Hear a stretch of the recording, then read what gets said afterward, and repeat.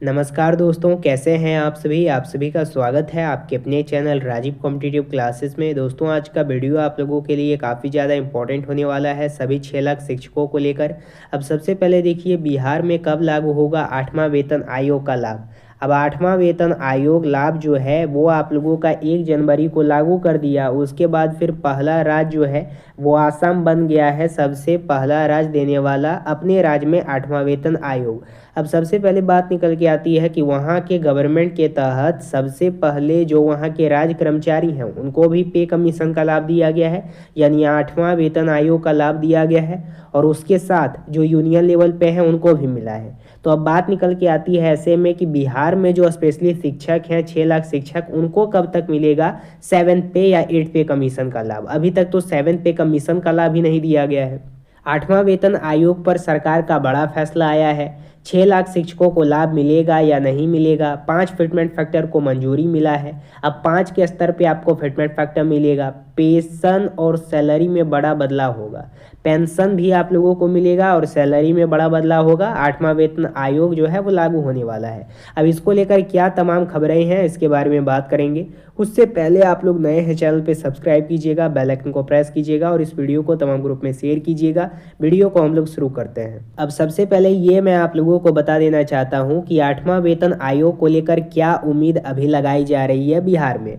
अब सबसे पहले देखिएगा, 7वां वेतन आयोग लागू हुए काफ़ी समय हो गया है। अब कर्मचारी 8वां वेतन आयोग की उम्मीद कर रहे हैं। माना जा रहा है कि साल 2026 में इसके गठन की प्रक्रिया शुरू हो सकती है।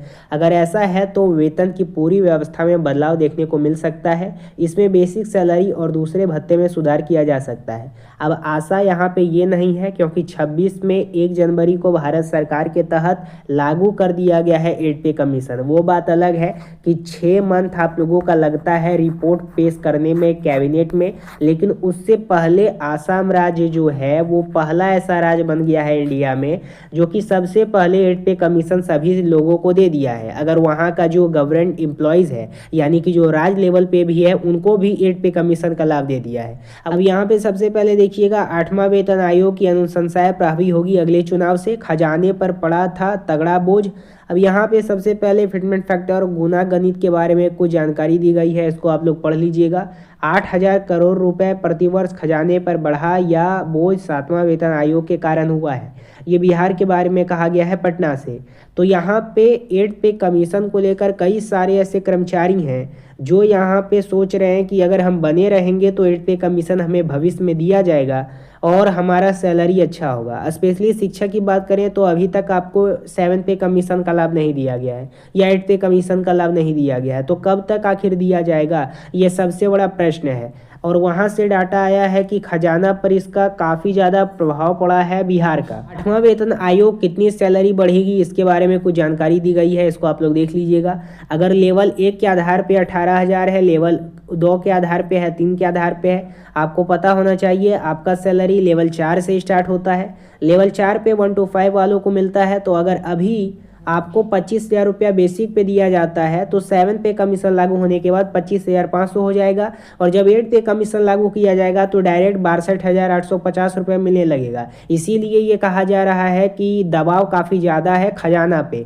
किसका खजाना पे? बिहार का। लेवल 5 पे देखिएगा 6 to 8 वालों को मिलता है। अगर आपका 28,000 रुपया मिलता है अभी बेसिक सैलरी, तो 7वां वेतन आयोग लागू होने के बाद आपका हो जाता है 29,200। और 8 पे कमीशन जब लागू कर दिया जाता है तो सीधा 29,200 से बढ़ के 71,923 रुपये आपको मिलते हैं। सोचिए कितना गुना फायदा आप लोगों का इस पे होगा जब 8वां वेतन आयोग लागू किया जाएगा। तो ये आप लोगों का बेसिक सैलरी 44,280 के आधार पे लेवल 1 के ही आधार पे स्टार्ट होता है। तो हाईएस्ट सोच सकते हैं कि कितना अधिक जाएगा।